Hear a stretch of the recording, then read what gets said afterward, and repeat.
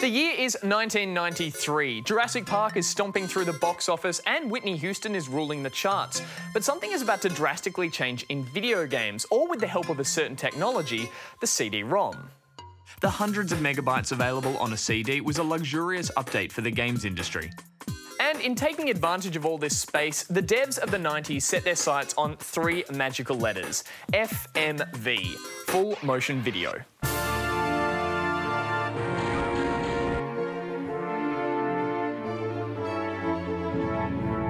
Put simply, full-motion video relied on using pre-rendered video files to represent in-game characters and cutscenes. As well as reducing time and money spent on primitive 3D model design and animation, it also had the benefit of capturing real-life performances, complete with lip-syncing, smooth animation, and actual emotions, something that up until then was near impossible with simple vector graphics and text.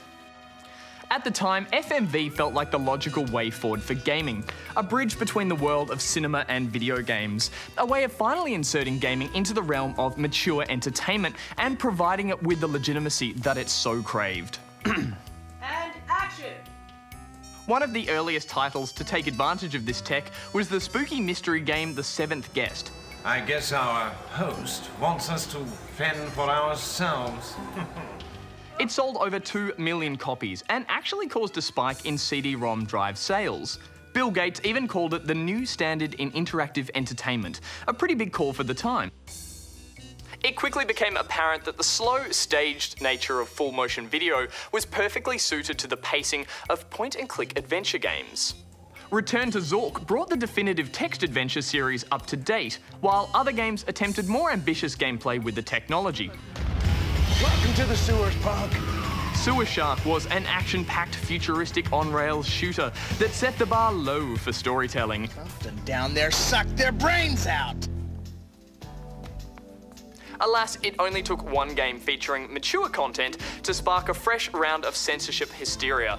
I speak, of course, of that infamous FMV game, Night Trap.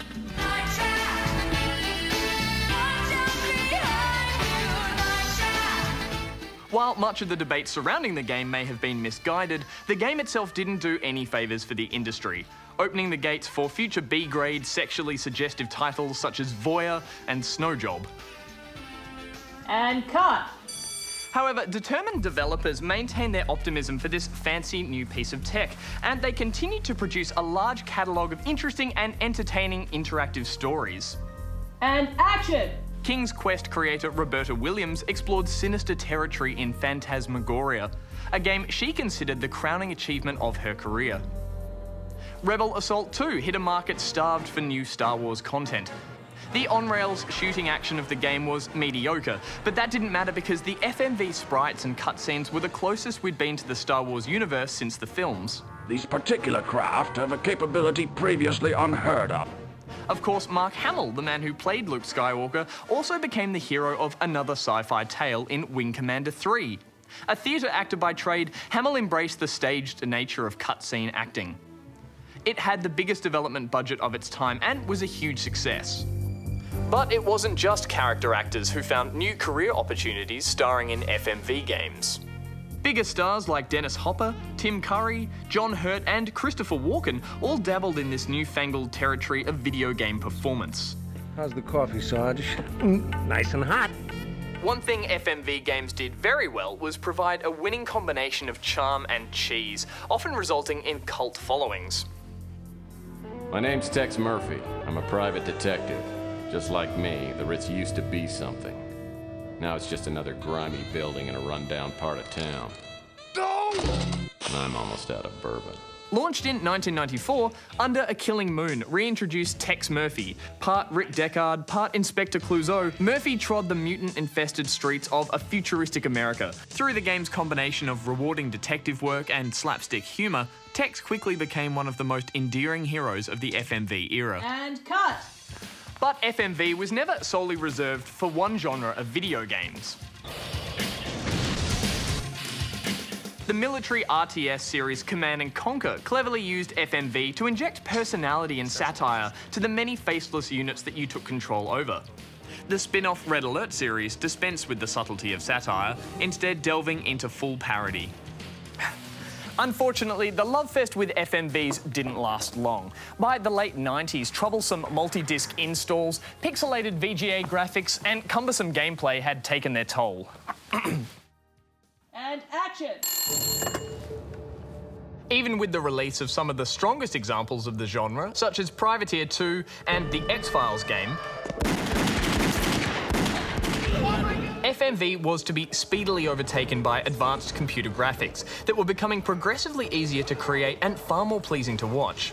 Meanwhile, gameplay was also evolving into a much faster Twitch-paced medium, with no place for the slow, stilted TV-like drama. To be brutally honest, the novelty had worn off. The spell was broken. FMV was neither fish nor fowl, though it certainly had plenty of ham and cheese. No matter how good that CG backdrop was, it never ever matched up with the humans on top of it. Real drama was rare, only really comedy and farce prevailed. And cut! Nowadays, all gamers see in FMVs are fake sets populated by second-tier actors. The more recent Red Alert 3 attempted to embrace this, but only really came off as a last I hurrah. humbly accept this honor and promise to make you proud. But before we dismiss FMVs entirely, And action! let me offer you this. Maybe they were ahead of their time. Recently, the gaming world has been engrossed in capturing realism, real characters, settings and drama to engage in more creative storytelling, even going as far as enticing recognisable Hollywood A-list talent into the fold. And that's where I come in. But of course, isn't that what FMV was going for almost 20 years ago? We may never cross the uncanny valley completely, but the desire to get real actors and real performances isn't going to go away. Mocap and facial tracking now provide us with those same performances from the days of FMV, but with a digital veneer that creates a clearer aesthetic for gamers to wrap their heads around. And cut! Sure, full-motion video games are a daggy reminder of our video game past, but just like in outdated fashion, there's always room for a welcome comeback.